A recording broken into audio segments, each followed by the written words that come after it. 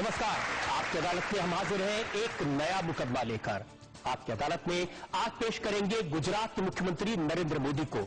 नरेंद्र मोदी इन चुनावों के बाद अपना एजेंडा बदलने की कोशिश कर रहे हैं, इसलिए इल्जामात भी नए हैं, सवालात भी नए।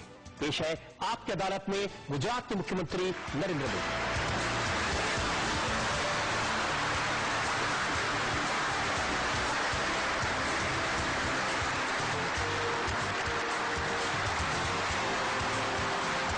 अदालत की जनता की तरफ से मुकदमा चलाएं, इल्जामात और सवालात का सिलसिला शुरू करें। इससे पहले आज के जज दिलीप चंद की इजाजत चाहेंगे आज की कार्रवाई शुरू करने के लिए। कार्रवाई शुरू किया जाए। और इससे पहले कि हम सवाल पूछें नरेंद्र मोदी से, हम इल्जाम लगाएं नरेंद्र मोदी पर, उनसे सफाई मांगे, एक नजर डालेंगे नरेंद्र मोदी के करियर पर। बीजेपी के नेताओं में प्रचार के लिए सबसे ज्यादा डिमांड नरेंद्र मोदी की है। गुजरात के चीफ मिनिस्टर नरेंद्र मोदी ने विकास को अपना यूएसपी और पार्टी का एजेंडा बनाकर विधानसभा का चुनाव जीता। अब बीजेपी मोदी के इस फॉर्मूले को लोकसभा चुनाव में अप्लाई कर रही है। पिछले 5 साल में नरेंद्र मोदी ने अपनी इमेज बदली है। जिस तरह से उन्होंने गुजरात की सरकार चलाई, उनके विरोधियों को भी नरेंद्र मोदी की तारीफ करनी पड़ी। कुछ दिन पहले वाइब्रेंट समिट के दौरान रतन टाटा और सुनील मित्तल जैसे उद्योगपतियों ने नरेंद्र मोदी को देश की कमान संभालने की सलाह दी। लोकप्रियता और प्रशासन की क्षमता के बल पर नरेंद्र मोदी को बीजेपी में आडवाणी का सक्सेसर माना जाता है। आपकी अदालत में आज हम नरेंद्र मोदी के इस नए अंदाज और नए चेहरे को करीब से जानने की कोशिश करेंगे। आज का मुकदमा शुरू करते हैं। आपकी अदालत में पहला इल्जाम नरेंद्र मोदी का। आपकी अदालत में नरेंद्र मोदी पर इल्जाम है कि ये अकेलेपन के पुजारी हैं। आपके बचपन की बात देखें तो भरा पूरा परिवार था, 4 भाई बहन, माता पिता, लेकिन 17 साल की उम्र में सबको छोड़ के आप हिमालय की गुफाओं में चले गए थे। आपकी जानकारी सही है, लेकिन कुछ पाने के लिए कुछ छोड़ना पड़ता है। लेकिन अब नहीं लगता कि गलती की थी वहां गुफाओं में 4 साल बर्बाद करके? मुझे लगता है वही सबसे ज्यादा अच्छा काम किया है मैंने, और सबसे ज्यादा आनंददायक, मन को संतोष देने वाला काम था। अब ये तो नहीं होगा कि फिर मौका मिलेगा तो आप फिर से वहां चले जाएंगे? मैं मौके की प्रतीक्षा में हूं। आप संन्यास की बात करते हैं, लेकिन मैंने सुना कि जब आप गुजरात में जाते हैं तो लड़कियां अपनी गाल आगे कर देती है, वहां पर ऑटोग्राफ कर दीजिए। अब उन बच्चों को मेरी जिंदगी का पता नहीं है और मांगते हैं ऑटोग्राफ, अलग अलग जैसा उनको जो जगह मिल जाए वो आ जाते हैं। उनको लगता है कि बच्चों को लगता है कि गाल पर करेंगे तो सारी दुनिया देखेगी कि आज मोदी जी के हस्ताक्षर मेरे गाल पे है, तो दुनिया को दिखाने के लिए उनको अपना भाल पे या गाल पे या हाथ पे करवा देते हैं बच्चे। तो कभी ऐसा नहीं लगता कि कुंवारे रहकर गलती कर दी? हो सकता है शायद ये कुंवारे होने का फायदा हो।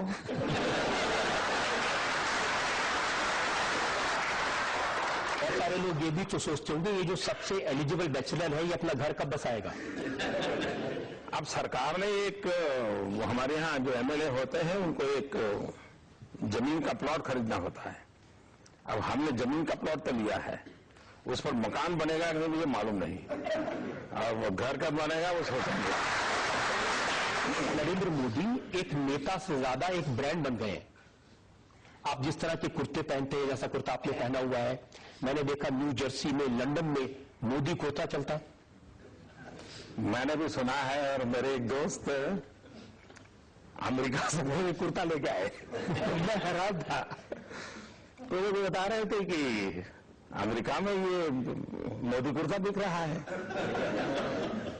अभी मुझे किसी ने मोदी मिक्स करके कोई खाने की कुछ चीजें बिक रही है वो भेजा था। अब हो रहा है, शायद उनको व्यापार में काम आता है। मेरा नाम तो करने दीजिए, क्या है, किसी के भलाई के लिए काम आता हो तो क्या है। अहमदाबाद में मोदी के रिक्शे चलते हैं मोदी के नाम से। वो ऑटो रिक्शा जो है वो एक अलग कंसेप्ट है। उस ऑटो रिक्शा में आप जाएंगे तो वो आपको चॉकलेट देता है, बिस्लरी का पानी देता है, टेलीफोन की व्यवस्था देता है ऑटो रिक्शा में, और अगर आपका मोबाइल फोन चार्ज करना है तो चार्जिंग की व्यवस्था देता है। तो एक प्रकाश में उसमें हवाई जहाज में जितनी सेवाएं मिलती है उससे ज्यादा सेवाएं एक ऑटो रिक्शा वाला दे रहा है। लेकिन अब वो मोदी ऑटो हो गया है, जब मैं क्या करूंगा। लेकिन मैंने गुजरात के एक अखबार में पढ़ा कि तरणेतर के मेले में एक महिला ने अपने बच्चे से कहा कि ये दाढ़ी वाला देवता है। अरे मैंने अखबार में पढ़ा था, हो सकता है ये मीडिया की कुछ कमाल हो। मीडिया ने मुझे पता नहीं किस किस रूप में पेश किया है और जनता जनार्दन ने किस रूप में पकड़ा है। बीजेपी में, आरएसएस में कहा जाता है कि पर्सनैलिटी कल्ट नहीं होना चाहिए, किसी व्यक्ति विशेष का नाम नहीं चलना चाहिए। मैं मानता हूं मनुष्य को देवता के रूप में नहीं मानना चाहिए, व्यक्ति पूजा नहीं होनी चाहिए। राजकोट में एक जगह है जहां पर आपके नाम का मंदिर बना दिया है। दरअसल क्या है कि ये जो सांप सपेरे वाले लोग हैं जो भटकते रहते थे, मैंने एक अभियान चलाया बच्चों को पढ़ाने का। तो मेरे पास आए, साहब हमारे पास तो रहने को घर नहीं, तो हम कहां पढ़ेंगे। तो मैंने उनके लिए एक 250 मकानों की व्यवस्था की। अब उनके बच्चे आज कंप्यूटर चलाते हैं, तो उनके मन में भाव आ गया। लेकिन वो मंदिर देखोगे, मंदिर बनाने की उनकी वो हैसियत है ना, ऐसा बनाया है। लेकिन अब वो फोटो रखे हैं और बच्चे जाते हैं तो नमस्ते करके जाते हैं उस फोटो के सामने। अब मीडिया ने उसको बड़ा उछाल दिया है। तो एक अच्छा काम दुनिया के सामने लाने के बजाय वो मंदिर वाली कथा चालू कर दी। मैं बड़ा परेशान हो गया। लेकिन मीडिया में तो आमतौर पर आपकी आलोचना होती रही है। अगर किसने कोई अच्छी बात लिख दी वो भी आपको पसंद नहीं आ रही है। देखिए, इसको मैं अच्छी नहीं मानता हूं। ये चीजें देश का भला नहीं करती हैं। किसी एक आदमी ने कहीं फोटो निकाल दी, किसी एक आदमी ने मंदिर बना दिया, वो हमारी पहचान नहीं है। आप क्या इमेज चाहते हैं, आप क्या बताना चाहते हैं कि मैंने क्या किया? मैं मेरी इमेज नहीं चाहता, मैं मेरे गुजरात की इमेज चाहता हूं। मैं चाहता हूं दुनिया माने कि गुजरात सब कुछ कर सकता है, और जो आज गुजरात कर सकता है देश भी कर सकता है। मैं विश्वास पैदा करना चाहता हूं और मुझे गुजरात की इमेज में इंटरेस्ट है। मुझे मेरी इमेज में समय बर्बाद नहीं करता।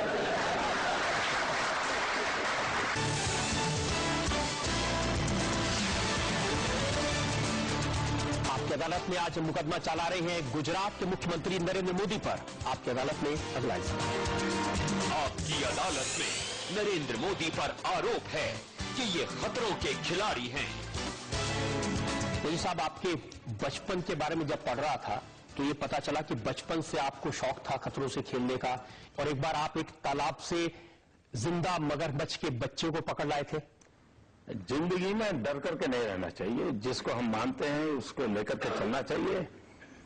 और मक्खन पे लकीर करने वाले तो ढेर सारे मिल जाएंगे, पत्थर पे लकीर करने की भी तो हैसियत होनी चाहिए।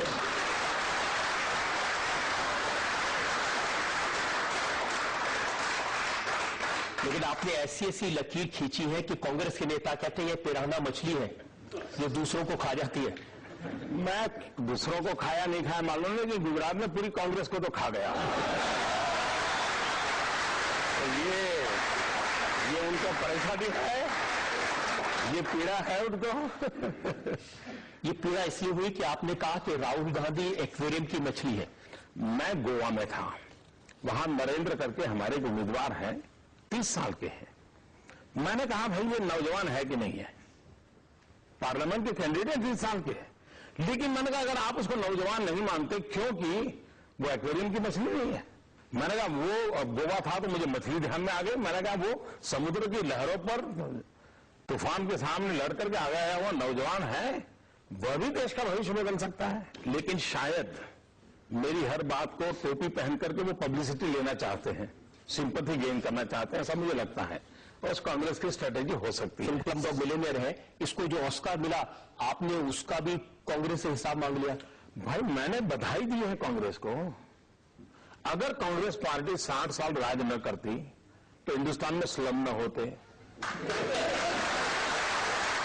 स्लम न होते तो स्लम डॉग फिल्म न होती, फिल्म न होती तो ऑस्कर न मिलता। तो मैं कांग्रेस को बधाई देता हूं, उससे भी उनको बेचैनी होती है। मैं क्या करूं?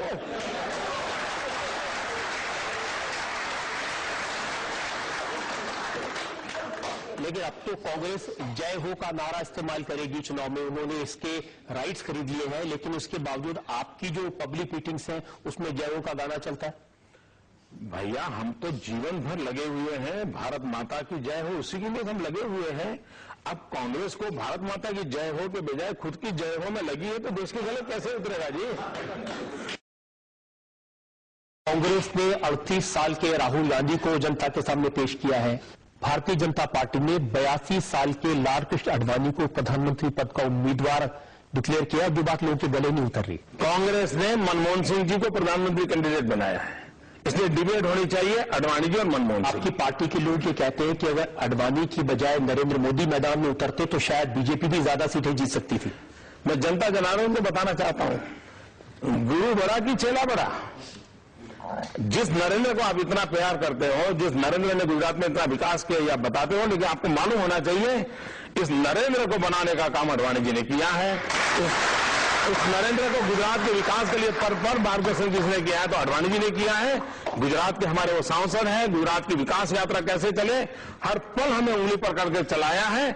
जिस व्यक्ति ने नरेंद्र को इतना चलाया है, वो व्यक्ति देश को कितना बढ़िया चला सकते हैं, इसके लिए कोई सबूत की जरूरत नहीं है। सबसे बड़ा सबूत मैं हूं उनके लिए।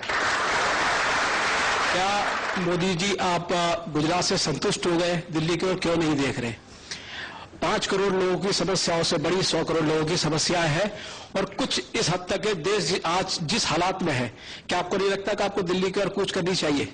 मुझे गुजरात का कार्य मिला है, गुजरात की जनता ने मुझे जिम्मेवारी दी है, उसको मुझे बड़े निष्ठा के साथ उसको निभाना चाहिए और जो काम मुझे दिया है उसको मैं लगन से कर रहा हूं। आप गोल जवाब दे रहे हैं।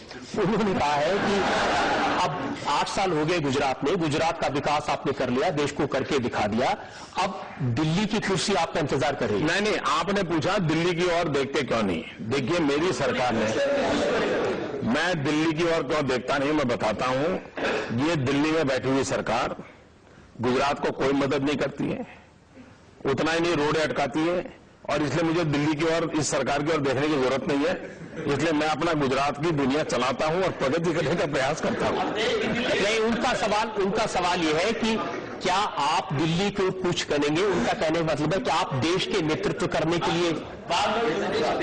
गुजरात के हमारे सांसद श्रीमान लाल कृष्ण आडवाणी जी के नेतृत्व में पूरी भारतीय जनता पार्टी और पूरा हिंदुस्तान दिल्ली की ओर कुछ करने वाला है, मैं अकेला नहीं।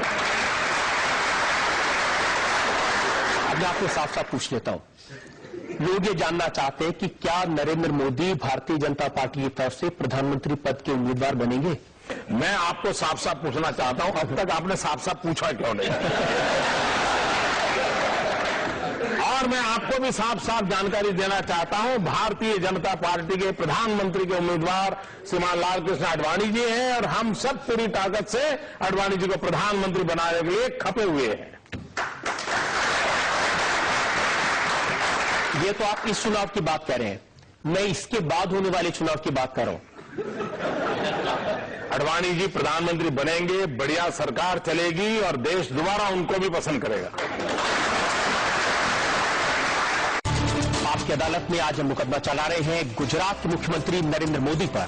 आपकी अदालत में अगला इल्जाम करेंगे। आपकी अदालत में नरेंद्र मोदी पर इल्जाम है कि ये गैर जिम्मेदाराना बयान देते हैं। मोदी साहब, पहली बार शायद ये मौका हुआ है जब पाकिस्तान के वजीर आजम ने यह कहा कि नरेंद्र मोदी जो कह रहे हैं वो बिल्कुल ठीक है।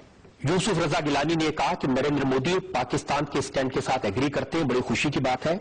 आपने कहा अजमल कसाब के स्टेटमेंट के बारे में, अजमल कसाब के स्टेटमेंट को एविडेंस नहीं माना जा सकता।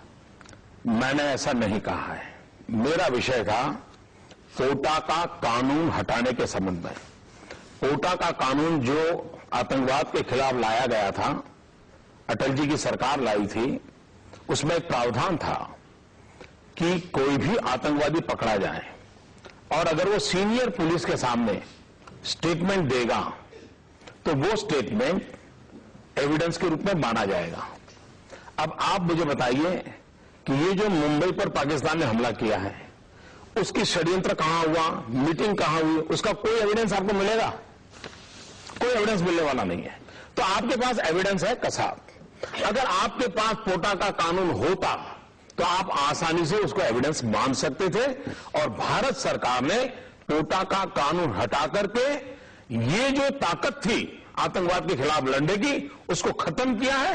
ये मेरी चर्चा का विषय। मोदी साहब, मेरे पास पाकिस्तान के कुछ अखबार है, the Nation, Dawn, Geo TV की रिपोर्ट्स हैं और इन सबका यह कहना है कि नरेंद्र मोदी और पाकिस्तान के वजीर आजम यूसुफ रजा गिलानी एक ही तरह की बात कह रहे हैं। पाकिस्तान अपने लिए क्या करता है वो मेरा एजेंडा नहीं है। पाकिस्तान कुछ भी बोल सकता है, पाकिस्तान झूठ बोलने में माहिर है। अभी भी देखिए ना 30 सवाल भेज दिए और हिंदुस्तान की सरकार उनको जवाब लिखने में पड़ी रही है। पाकिस्तान को उसकी भाषा में जवाब देना पड़ेगा। सीधी बात है, हिंदुस्तान में आतंकवाद के खिलाफ कठोर से कठोर कानून होना चाहिए। दुनिया के सभी डेमोक्रेटिक कंट्री ने कानून बनाए हैं। ह्यूमन राइट की वकालत करने वाले दुनिया के सब देशों ने कानून बनाए हैं। अमेरिका का पैट्रियट कानून तो ऐसा है कि जो आशंका वाला व्यक्ति है 6 साल तक उसको जेल में बंद कर सकते हैं और वो पूछ भी नहीं सकता है कि उसको जेल में बंद क्यों किया। और उसी का कारण है कि 9/11 के बाद अमेरिका में एक भी घटना घटी नहीं। हिंदुस्तान में जब तक हम इस प्रकार के कठोर कानून नहीं बनाते तब तक हम आतंकवाद को रोकने में सफल नहीं होंगे। लेकिन आपका एक और बयान है जिसका जिक्र पाकिस्तान के अखबारों में किया है। आपने कहा कि जब तक अंदर से कोई मदद नहीं मिलती इतना बड़ा अटैक नहीं हो सकता था और इसका जमकर इस्तेमाल किया पाकिस्तान ने। मेरे बयान के 1 घंटे के बाद मुंबई के पुलिस कमिश्नर का बयान आया है कि 15 लोग थे जिन्होंने लोकली उनको सपोर्ट किया है, लॉजिस्टिक सपोर्ट दिया है। किसी ने रास्ता दिखाया होगा, किसी ने होटल दिखाई होगी, कोई ले गया होगा।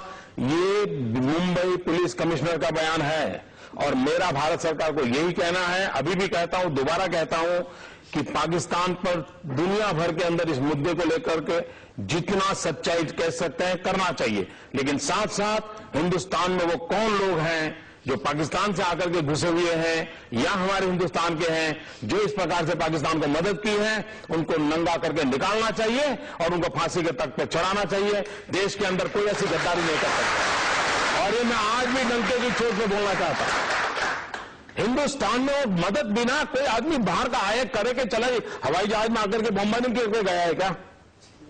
सामान्य आदमी को समझ आता है कोई तो होगा जिसने उसको रास्ता बताया होगा। पहले रेकी करने आएंगे तब किसी ने बताया होगा।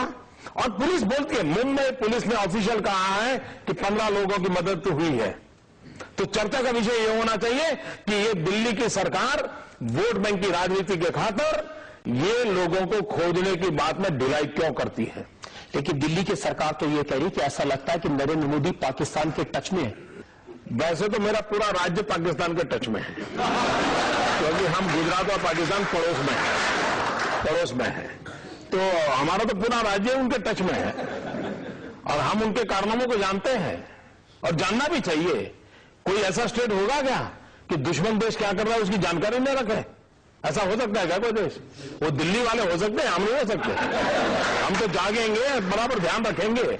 और मैं चाहता हूं कि इन दिनों आतंकवाद के खिलाफ एक मन बनाकर लड़ा जाए, इसलिए मैं राजनीतिक बयानबाजी करना नहीं चाहता हूं, लेकिन आतंकवाद के खिलाफ एक माहौल बनाना बहुत आवश्यक है, मैं साफ मानता हूं। लेकिन राजनीतिक बयानबाजी तो आप करते हैं जब आप इलेक्शन के लिए स्पीचेस देते हैं, जब आप पब्लिक मीटिंग्स करते हैं। आप कहते हैं कि उग्रवादियों पर अगर नकेल कसनी है तो भारतीय जनता पार्टी को वोट दो। और तो आतंकवाद को खत्म करने के लिए राजनीति थोड़ी है। आतंकवाद को खत्म करना है, यही करना है भाई। आप बोल रहे हैं आतंकवाद को खत्म करना है, तो खत्म करने के लिए जो कर सकते हैं उसको काम दो। पूरा देश को कहना चाहिए का राजनीति थोड़ी है। लेकिन आतंकवाद को तो आपने ये राष्ट्र नीति है, ये राजनीति नहीं है भैया। राष्ट्र के हर व्यक्ति को सुरक्षा चाहिए और ये करना चाहिए। जो नहीं करते उनको पूछो कि भाई आप वोट बैंक की राजनीति के खातिर आतंकवाद को ये पनपा की क्यों देते हो? ऐसा तो नहीं है कि आपके राज्य में आतंकवादी हमले न हुए हो? गुजरात में आतंकवादी आए, उनको समझ आ गया कि गुजरात जाने का क्या खमियाजा भुगतना पड़ा। 21 दिन के अंदर हर एक को खोल करके रख दिया, चमड़ी उधेड़ करके रख दी और उनके आकाओं को पकड़ के लाए। हिंदुस्तान में केरल से लेकर के कश्मीर तक, केरल से लेकर के कश्मीर में हर राज्यों से उनके जितने आका थे वो पकड़ लिए। और गुजरात में आतंकवाद की घटना घटी, उसका नतीजा ये हुआ कि देश की सब सरकारों को 5 साल से आतंकवादी घटनाएं घटती थी, लेकिन वो किसी को पकड़ते नहीं थे। गुजरात में पकड़ने के बाद उनको पकड़ने के लिए जाना पड़ा और उसके बाद देश भर में पकड़ने की बात शुरू हुई। तो गुजरात का एक बहुत बड़ा कंट्रीब्यूशन रहा है और सिमी के पूरे नेटवर्क को, उनके सारे आकाओं को पकड़ कर रख दिया हमने। तो देश की बहुत बड़ी भलाई का काम किया गुजरात ने। आप कहते हैं अपनी पब्लिक मीटिंग्स में अगर बीजेपी की सरकार सत्ता में आएगी तो अफजल गुरु को फांसी भी लटका दिया जाएगा। ये आतंकवाद का इस्तेमाल नहीं है सियासत के लिए? अफजल गुरु को फांसी नहीं देनी चाहिए क्या देश में इस चीजों की लोकतंत्र में डिबेट होनी चाहिए नहीं होनी चाहिए? क्या डिबेट होनी चाहिए? मोदी कुर्ते की डिबेट होगी क्या? देश में लोकतंत्र में मोदी कुर्ते की डिबेट करोगे क्या? हर सियासत में क्या हो रहा है, क्या होना चाहिए, इसी की तो डिबेट होनी है। And this is the true democracy. और चुनाव लोकतंत्र का सबसे बड़ा उत्सव होता है और उत्सव में बहस होनी चाहिए, इश्यूज की चर्चा होनी चाहिए और ये राष्ट्र नीति से जुड़े हुए हैं। अफजल गुरु को फांसी मिलना चाहिए। मैं यहां के जनता की अदालत को पूछना चाहता हूं, अफजल गुरु को फांसी मिलनी चाहिए। एक आदमी मिलेगा जो कहेगा अफजल गुरु को फांसी न मिले? और कोई मुझे बताएं, हमारे जनरल बैज की हत्या हुई थी, एक पंजाब के एक लड़के ने उनकी हत्या की थी, उसको फांसी हुई। फांसी होने के बाद उसने भी दया की अर्जी की थी, लेकिन भारत सरकार की कैबिनेट ने 15 मिनट में निर्णय किया उसको फांसी पर लटका देना चाहिए और उसको तुरंत डेट तय करके फांसी पर लटका दिया गया। जनरल वैद्य के हत्यारों को, जो पंजाब का लड़का था, 15 मिनट के अंदर निर्णय कर सकते हो। अब अफजल गुरु को क्यों शोकेस में रखा हुआ है भाई? किसको दिखाना चाहते हो? और सुप्रीम कोर्ट को मानोगे कि नहीं मानोगे? देश में जवाब उन लोगों ने देना चाहिए जो इस प्रकार की हरकतें करते हैं। उनकी जवाब हमसे मत मांगो जो ये कहते हैं कि गुनहगार को फांसी मिले। हम तो न्याय के पक्ष में बोल रहे हैं। क्या ऐसे इश्यूज को आप चुनाव में इस्तेमाल करेंगे वोट लेने के लिए लोगों को? ये इस्तेमाल नहीं है, ये इस्तेमाल शब्द ठीक नहीं है। लोकतंत्र में लोक शिक्षा ये हरेक राजनीतिक दल का कर्तव्य है कि जिसने जनता को शिक्षित करना चाहिए, मीडिया के माध्यम से शिक्षित करना चाहिए, जहां मौका मिले वहां कहना चाहिए। और देश में आतंकवाद के खिलाफ बोलते हैं तो आतंकवाद का कानून के समझ में आएगा, आतंकवादियों को सजा के समझ में आएगा, आतंकवादियों को किस प्रकार से ट्रीटमेंट करनी चाहिए उसका आएगा। ये सारे राष्ट्रनीति के विषय हैं और उसकी बहस होनी चाहिए। 26/11 की घटना के समय आप इंचार्ज होते तो क्या कर सकते थे? पहली बात है, जो मैंने गुजरात में किया वो करके दिखाता। मुझे देर नहीं लगती। मैं आज भी कहता हूं, पाकिस्तान को उसकी भाषा में जवाब देना चाहिए, पाकिस्तान को उसी की भाषा में जवाब देना चाहिए। ये लव लेटर लिखना बंद करना चाहिए। ये प्रणब मुखर्जी रोज एक चिट्ठी भेज रहे और वो सवाल भेज रहे हैं, जवाब देते फिरते। गुनाह वो करे और जवाब भारत सरकार दे रही है। लेकिन इंटरनेशनल प्रेशर है, उसका भी तो ख्याल रखना पड़ेगा सरकार को। इंटरनेशनल प्रेशर पैदा करने की ताकत आज हिंदुस्तान में 100 करोड़ का देश है। पूरी दुनिया में प्रेशर हम पैदा कर सकते हैं जी। कोई हम पर कैसे प्रेशर देगा? ये उल्टी जंगल तो चली। मैं हैरान हूं जी, पाकिस्तान हमको मार के चला गया, पाकिस्तान ने हम पर हमला बोल दिया मुंबई में, और हमारे मंत्री जी अमेरिका गए और रोने लगे, ओबामा ओबामा ये हमको मार के चला गया, बचाओ बचाओ। ये कोई तरीका होता है क्या? पड़ोसी मार के चला जाओ और अमेरिका जाते हो? अरे पाकिस्तान जाओ ना। क्या तरीका होता? पाकिस्तान जो भाषा में समझे समझाना चाहिए। नहीं तो मैं आपसे समझने की कोशिश, वही तो मैं कह रहा हूं, पाकिस्तान जो भाषा में समझे वो समझाना चाहिए।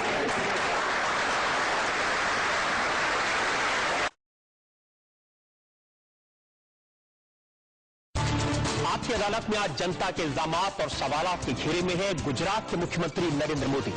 आपकी अदालत में अगला इल्जाम नरेंद्र मोदी का। आपकी अदालत में नरेंद्र मोदी पर इल्जाम है कि इनके विरोधी इन्हें मौत का सौदागर कहते हैं। ये आरोप सोनिया गांधी का है, आपको याद होगा, उन्होंने गुजरात में जाके कहा था कि नरेंद्र मोदी मौत के सौदागर हैं।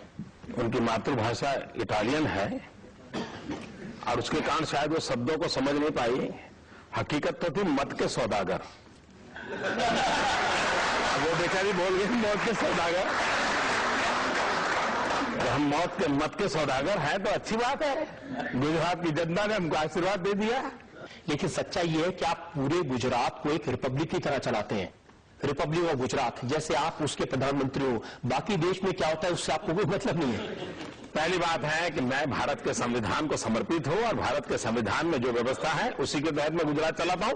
लेकिन मैं इनिशिएटिव लेता हूं। अब जैसे मेरे यहां vibrant Gujarat global investor summit हुआ, 50 देश वहां रिप्रेजेंट हुए। किसी देश के प्रधानमंत्री, किसी देश के उप प्रधानमंत्री, किसी देश के उपराष्ट्रपति, ढेर सारे देशों के कैबिनेट मिनिस्टर्स, कोई 100 से ज्यादा डिप्लोमेट्स, ये सारे लोग गुजरात की धरती पर आए। क्योंकि उनको कहीं कहीं तो जाना होता है। वो दिल्ली में आएंगे तो दिल्ली भी एक स्टेट तो है ही है। अब वो गुजरात आए, इसका मतलब ये नहीं है कि मैं कोई देश से अलग हूं, और गुजरात का जिम्मा है कि वो जितना अच्छा हो सके करे, पूरे विश्व के अंदर गुजरात की अच्छाइयों के माध्यम से देश की अच्छाइयों को पहुंचाए। ऐसा लग रहा है कि आप लोगों का ध्यान सांप्रदायिकता से हटाकर अब विकास की तरफ डालना चाहते हैं, कि इस पूरे एजेंडे को बदलने की कोशिश कर रहे हैं। मैं ग्लोबल गुजरात बनाने का प्रयास कर रहा हूं। मैं चाहता हूं कि दुनिया में गुजरात का डंडा पीटता रहे, गुजरात की ओर दुनिया आकर्षित हो। मेरा ये दायित्व है, मुझे करने का गर्व है। लेकिन आपकी पार्टी आज भी विकास के एजेंडे पर लोकसभा चुनाव नहीं लड़ रही। नहीं, पार्टी का एक ही एजेंडा है। मैं मानता हूं इस चुनाव में हम इसी बात पे बात कर रहे हैं। देश को तय करना है इस चुनाव में कि देश को वोट बैंक की राजनीति चाहिए कि देश को विकास की राजनीति चाहिए। और गुजरात एक सबसे बड़ा उदाहरण है। आज देश को लग रहा है कि देश को विकास की राजनीति चाहिए, और भारतीय जनता पार्टी ने उदाहरण से सिद्ध कर दिया है कि विकास की राजनीति मुद्दे पर भारतीय जनता पार्टी का कंट्रीब्यूशन सबसे ज्यादा है। वो गुजरात में साबित किया आपने, लेकिन जब आपकी पार्टी का एजेंडा देखते हैं तो फिर से राम मंदिर की बात हुई, वहां पुराने किसानों की बात हुई है, वहां मजदूरों की बात हुई है, वहां पर नौजवान बेरोजगार नौजवानों की बात हुई है, वहां विमेन एम्पावरमेंट की बात हुई है, वहां पर फॉरेन पॉलिसी की चर्चा हुई है, वहां पर डिफेंस पॉलिसी की चर्चा हुई है। इन सारे विषयों की चर्चा हुई है। इसलिए मीडिया का एजेंडा हो सकता है, भारतीय जनता पार्टी इन सारे विषयों पर वहां पर चर्चा की है। पूरी दुनिया में रिसेशन है, हर जगह लोग की नौकरियां जा रही हैं, हर जगह लोग की तनख्वाहें काटी जा रही हैं। तो गुजरात में विकास की बात करना, गुजरात में 25 लाख नौकरियों की बात करना, गुजरात में 12 लाख करोड़ की बात करना, ये स्टंट नहीं है। दिल्ली में प्रधानमंत्री पद पर बैठे थे प्रणब मुखर्जी जी, उन्होंने बयान दे दिया 5 लाख लोगों का रोजगार चला गया है। वो कहते हैं आगे भी जाएगा। मैं ये तो मानता हूं आगे जाने वाला है। सबसे पहला रोजगार जाने वाला है 16 मई को, जब चुनाव के रिजल्ट आएंगे, इन सबका रोजगार जाने वाला है। इन सबका रोजगार जाने वाला है जो दिल्ली की सरकार में बैठे हैं। लेकिन ये प्रकार का निराशा का भाव, जबकि गुजरात में हमने vibrant Gujarat global investor summit किया, 12 लाख करोड़ रुपया के इन्वेस्टमेंट का एमओयू साइन होता है, 25 लाख नौजवानों को रोजगार की संभावना खड़ी होती है। इस विश्वास के साथ गुजरात बोलता है, और मैं देशवासियों को कहना चाहता हूं, रोजी रोटी के लिए गुजरात एक ऐसी जगह बनेगी, देश का कोई भी नौजवान अपना भविष्य आजमाने के लिए गुजरात की धरती पर आ सकता है। आपके विरोधी तो कहते हैं कि नरेंद्र मोदी एजेंडा बदलने की कोशिश कर रहे हैं। मेरा एजेंडा है विकास, मेरा एजेंडा रहेगा विकास, और मेरा एजेंडा विकास है जिस पर गुजरात की जनता ने मोहर लगाई है, 3-3 बार मोहर लगाई है। लोग बार बार एक ही बात आपसे पूछ रहे हैं कि आप दिल्ली आकर भारतीय जनता पार्टी की तरफ से प्रधानमंत्री पद संभालेंगे या नहीं संभालेंगे। मैं वही कहता हूं कि गुजरात के काम को देख करके लोगों का अगर मेरी चर्चा करते हैं, तो मैं लोगों को समझा रहा हूं कि गुजरात में हमारी सफलता इसलिए हुई है क्योंकि आडवाणी जी ने नरेंद्र मोदी को चलाया है, सिखाया है, समझाया है, और आडवाणी जी गुजरात के सांसद हैं और उनके मार्गदर्शन के कारण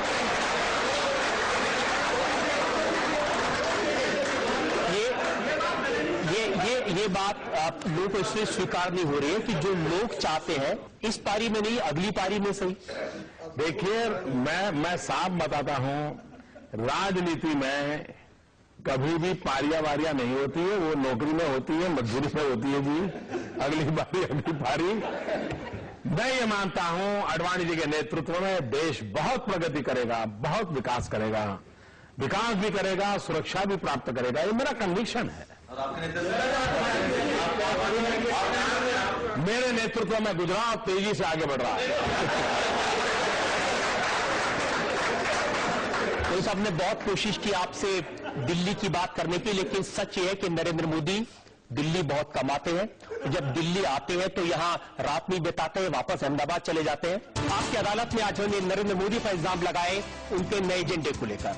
नरेंद्र मोदी पर नए इल्जामात और नए सवालों पर उन्होंने बेबाकी से हर सवाल का जवाब दिया। हम चलते हैं आज के जज दिलीप चेरिन के पास आज के मुकदमे पर फैसले के लिए। अदालत का फैसला यह है कि Modi is truly the missile man of Gujarat. शायद आडवाणी उनका वॉरहेड हो इस वक्त, और देश में यह सवाल अभी भी रहेगा कि इस इलेक्शन के बाद आगे जाकर गुजरात की प्रगति पे वो कॉन्सेंट्रेट करेंगे कि सारा देश के विकास पे जो उनका नया मुद्दा है, इस मुद्दे लेके अगर दिल्ली आना हो तो मुझे लग रहा है कि इस वक्त वो तैयारी पे है, अगले बार शायद वो रेडी होंगे।